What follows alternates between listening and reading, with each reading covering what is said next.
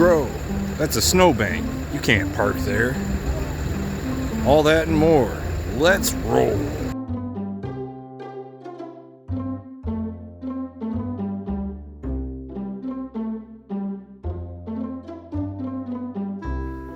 So I would have felt bad for that guy, but right after I filmed him stuck, some guy got him unstuck. I don't know how, because he was buried like 5 feet into the side of the bank. But I got home expecting to have to snow blow again, because we got a ton more snow. And look what my baby did for the first time ever since we've lived here. I'm gonna show you. Look at that.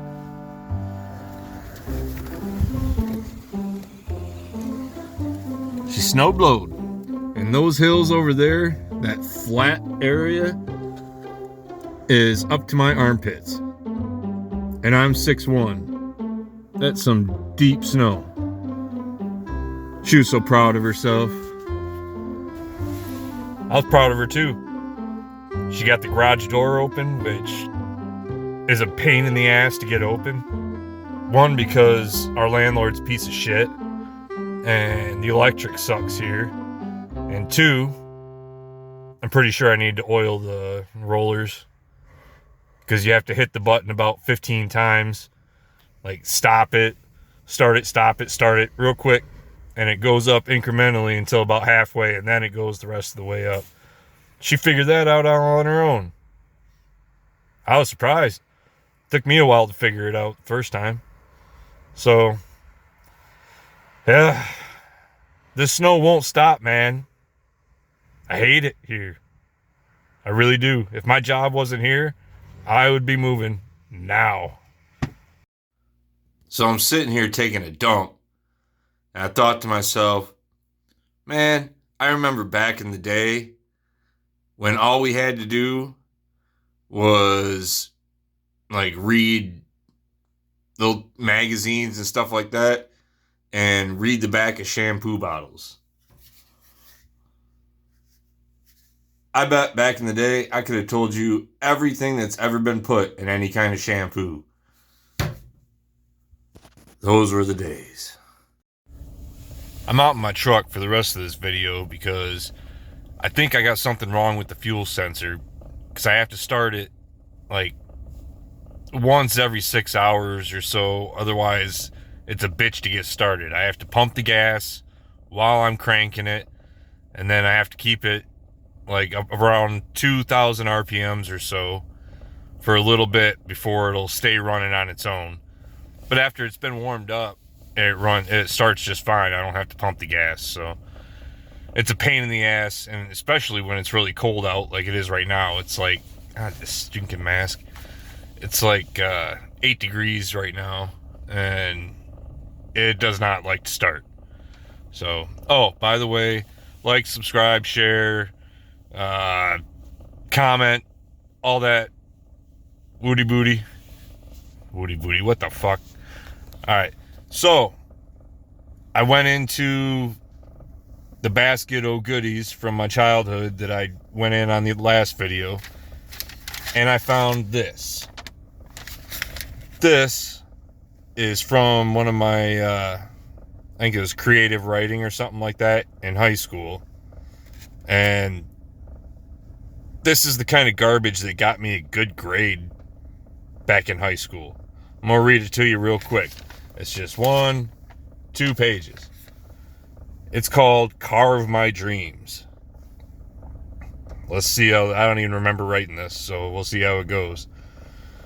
Growing up in my family was always fast paced. No, it wasn't. Which made me want a fast car.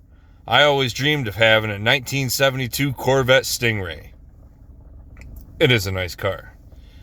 Even though I'll probably never own one, I had the pleasure of driving one, and it was everything I dreamed of, or dreamed it could be. A 3-speed automatic, fast enough to blow the hair right out of your head.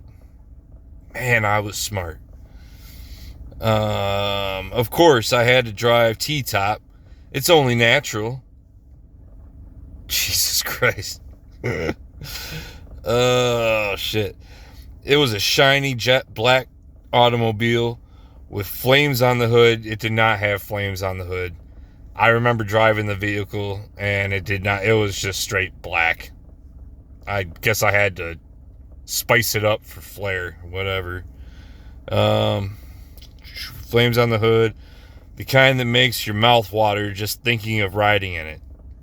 God, I was gay. After I drove it, I knew I would have to buy a fast car. A couple of years later, I was looking for a car. The thought of a sports car had totally left my mind. What I was looking for was something cheap and four-wheel drive. I do live in the Midwest where it snows a lot. Obviously, I saw online today that our town has already gotten almost 15 feet of snow this year. It's crazy. Back to the story.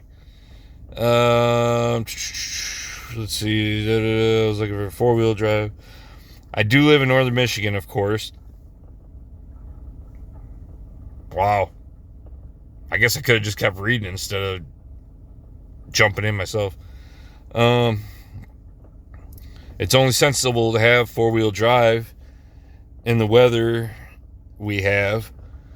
We had gone to a town to look at a truck, and there it was. A sports car in my price range. I couldn't believe it.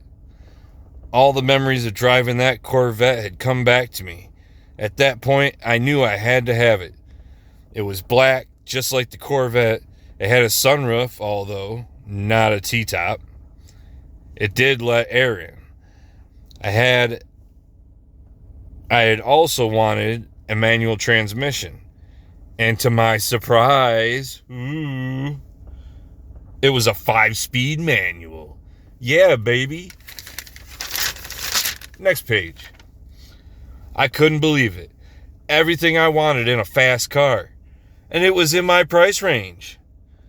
I test drove it and became more excited with every mile I drove. Unfortunately, I couldn't buy it that day, but I did get it a couple of days later. It was a 92 Ford Probe. It was a fucking cool car, though. With red interior. It had an average stereo system, but I know I could beef it up in a couple of months. The spoiler on the back really made my eyes light up. It was just the typical thing that was built on, nothing special. It was a hatchback, which gave me room to put my skis in if I ever wanted to. It has pinstripes on the side, which I don't care for, but I can always take them off. Nope, they stayed on there till I crashed it. I can always take them off sometime. One of the coolest things that it has the headlights that they're the kind that pop out of the hood. That was the coolest feature of the car. It was like Knight Rider. Oh my God. I am a high schooler. Like, still in the head, because that's exactly what I wrote. Just like Knight Rider. Fuck. So far, I've had it up to 130 miles per hour without it bouncing on the road. I did. I could get it to go faster, but I don't want to blow the engine. It wouldn't have gone faster. It was as fast as it would go. I still have that car. Nope. I crashed it into the side of an ambulance. That's a story for you. And I hope to drive it in years to come. So far, it has held up, and I'm pretty sure it will in the future, till you hit an ambulance. It's not the Corvette I always wanted, but it is a dream come true. I got a 476 out of 500. So there's that. Yeah, I was at college. I took that car to college because I bought it just before senior year. And it was actually on my birthday that I crashed it. I was coming up to an intersection, had friends with me. Like, we were packed in my car. And I had the green light. The intersection was right at the top of a hill, and there was a car in the turning lane to my left waiting at the light, and I was going straight through it, and it was kind of slick out. And as soon as I got past that car, I saw the ambulance coming up the hill to the light. Didn't have his sirens on, just his lights.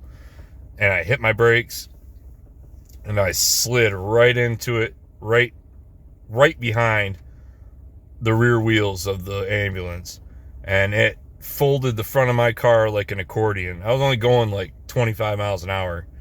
Didn't even dent the ambulance. It put a little scratch on it. And yeah, there went that car. And those assholes got out of the ambulance. They didn't even ask if we were all right. They said, "What the hell are you doing?" So yeah. But anyhow, that's all I got for today. I came out here to finish it instead of inside because my wife's sleeping because she's got to go to work in an hour or so. And figured letting her sleep is the least I could do for all the work she did on the driveway today. So, sorry about the shitty lighting and lack of scenery. Not that my living room wall is any kind of scenery to look at. But stay sinful, stay safe, keep your car out of the side of ambulances. I'll get at you later. Peace!